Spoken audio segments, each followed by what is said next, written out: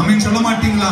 இந்த நல்ல ஒரு காலம் உங்க சபைக்கு கர்த்தர் கொடுத்திருக்கிறார். 11வது வருஷம், 12வது வருஷத்துல நான் பிரசங்கம் பண்ண வரலனாலும் நாங்க எல்லாரும் உங்களை சந்திக்க வருவோம். அன்றைக்கு நீங்களும் உங்கள் விசுவாசிகளும் இன்னொரு பரிமாணத்தில் இருப்பீர்களாக, ஜெயிக்கிறவர்களா இருப்பீர்களாக. எல்லைகளை கடந்து போகும் ஆற்றலை கர்த்தர் உங்களுக்கு தருவாராக. எல்லாரும் கை உயர்த்தும் போது உங்களுக்கு வேதம் தருகிற ஒரே ஒரு பகுதி கிருபை மட்டும்தான். இழந்துட்டோம், நொந்துட்டோம், உடைஞ்சிட்டோம், சிதறிட்டோம். வாழ்க்கை இன்னைக்கு எங்களுக்கு அடியை கொடுத்து விட்டது. எங்க வாழ்க்கை சிதறி நிற்கிறது. இந்த நேரத்துல இன்னும் ஒரு தூரம் நாங்க போகணும்னா ஒன்று மட்டும்தான் எங்களுக்கு உண்டு, கர்த்தருடைய கிருபை.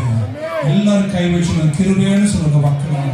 உங்க இரக்கம் எங்களுக்கு வேணும். We need the grace, we need the mercy of God. தேவ இரக்கம் எங்களுக்கு தேவை. இந்த சத்தம் யாரெல்லாம் கேட்டாங்களோ, பின்னடைவு கண்ட குடும்பங்கள் எல்லாம் இன்னைக்கு ராத்திரி முன்னடைவை காணட்டும். எவர் ஃபார்வர்ட் செல்வார்களாக. பெரும் முன்னேற்றங்கள் குடும்பங்களுக்கு வரட்டும். குடும்பத்தை அலக்கழிக்கிற சாபங்கள் எல்லாம் இன்னைக்கு ராத்திரி தீரட்டும். ஜெயம் உண்டாவதாக. இயேசுவே ஆண்டவர். இந்த 3 முறை சொல்லும் போது சபை ஏகோபித்து ஆமென் சொல்லுங்க. இயேசுவே ஆண்டவர், இயேசுவே ஆண்டவர், இயேசுவே ஆண்டவர்.